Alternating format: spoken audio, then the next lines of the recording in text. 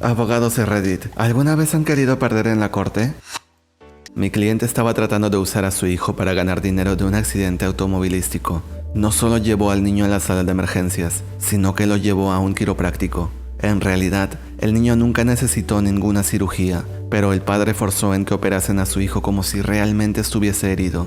Ese hombre me disgustaba mucho como padre y como persona, así que hice lo que tenía que hacer. Realicé unos contratos extras en el que podía obtener aún más dinero del accidente, pero se acordaba en letras pequeñas que el dinero sería estrictamente solo para el niño.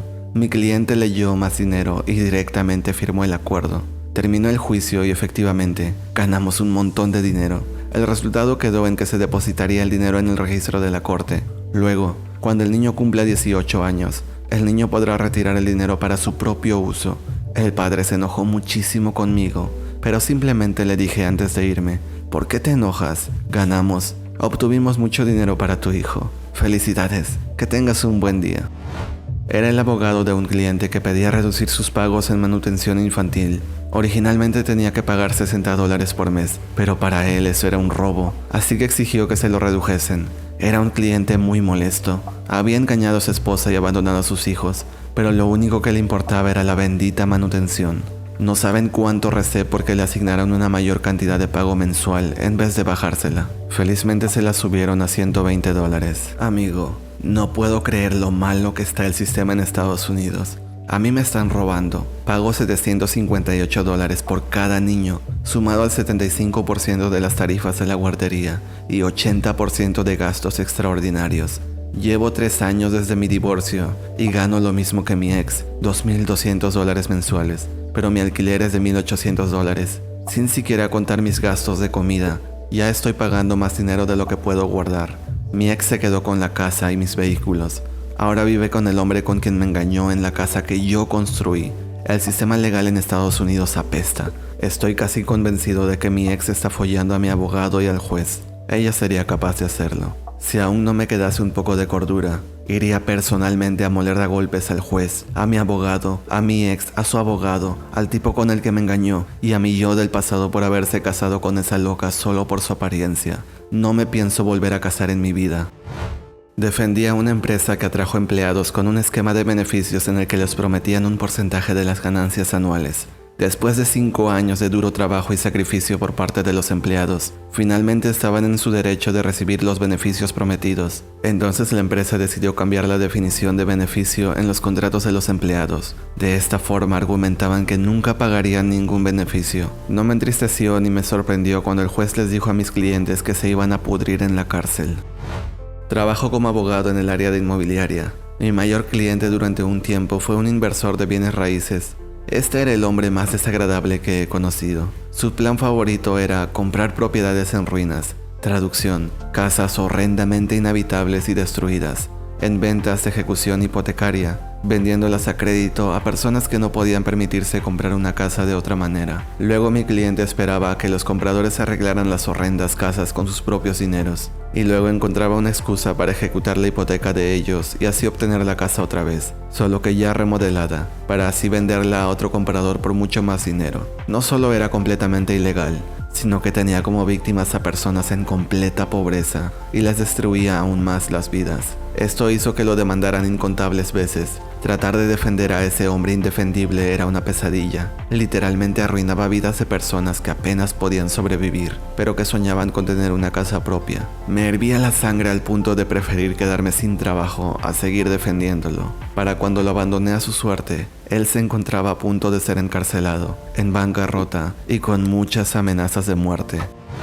Era un abogado de familias asociado, así que todavía no podía elegir a mis clientes. Tuve un caso en el que ambos padres eran adictos a la heroína. Mi cliente era la mamá. Me enfrentaba con el padre para determinar quién se quedaría con el niño. Realmente no quería que ninguno de los padres obtuviese la custodia. La Defensoría Infantil de la ciudad fue llamada al caso, pero determinaron que no era tan grave como para separar al niño de los padres. Así que terminé llamando a una colega y establecí estrategias con ella para representar a los abuelos. Así ellos se quedarían con la custodia del niño. Funcionó. El niño está con sus abuelos y se encuentra mucho mejor. Yo no, pero mi madre tuvo un caso hace como 6 años. Tuvo que defender a un hombre que mató al bebé de su exnovia. El bebé solo tenía un día de nacido. Recuerdo que mi mamá llegaba a casa todos los días y lloraba. Ella ha tenido muchos casos en los que le suceden cosas horribles a los niños, así que su mayor miedo es que algo nos pase a mi hermano o a mí. Realmente la aterra. Un asesino en serie asesinó a un hombre famoso local en 2017. La víctima era dueño de un restaurante y era muy popular en la ciudad. Era un muy buen ser humano. Aproximadamente 6 meses después de su asesinato, una señora, mi cliente, llegó a la corte alegando que la casa de la víctima era en realidad de ella. Resulta que hace 20 años, mi cliente y la víctima compraron una propiedad juntos. Ambos están en el título de la propiedad. Se separaron y ella dejó una propiedad que literalmente se estaba desmoronando. La propiedad estuvo a punto de ser tomada por los bancos debido a una hipoteca. La víctima literalmente hizo todo el trabajo para la casa. La remodeló e incluso pagó la hipoteca. Mi cliente no había contactado a la víctima en más de 15 años. Sin embargo, y a pesar de todo, logró robarle la casa a la familia de la víctima. La casa se valorizaba en $600,000. Mi cliente literalmente se aprovechó del asesinato de ese buen hombre y dejando a una familia sin el hogar en el que crecieron. Lamentablemente, la víctima nunca desconfió de esa mujer cuando seguía vivo, así que se olvidó por completo en quitarla del título. Actualmente los hijos de la víctima se encuentran demandando a mi cliente para obtener la mitad de la casa. Si Dios existe, ojalá los hijos se lleven la casa entera, cosa que veo muy improbable.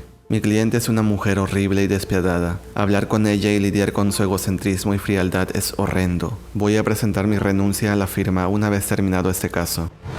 Tuve un caso así a principios de este año. Mi cliente estaba siendo juzgado por asesinato y violación. Mi cliente estaba tan loco como una cabra. Era obvio y nadie dudaba que él era culpable. En realidad, mi cliente estaba encadenado a una silla y con una máscara, al estilo de Hannibal Lecter. Él era un sujeto muy peligroso, y mi trabajo era lograr su libertad. Le dije que haría todo lo posible para que obtuviese la libertad, y como su abogado lo hice, pero recé a cualquier dios para que perdiésemos el caso.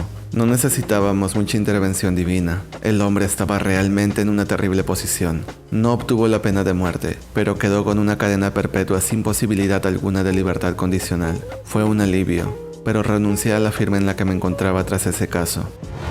El hermano de un buen amigo mío es muy desagradable. Ese tipo odia a los latinoamericanos y asiáticos. Se la pasa en largas discusiones acaloradas en las redes sociales. Odia a los pobres y le encantan las armas. Además de todo eso, es un hombre bastante tonto.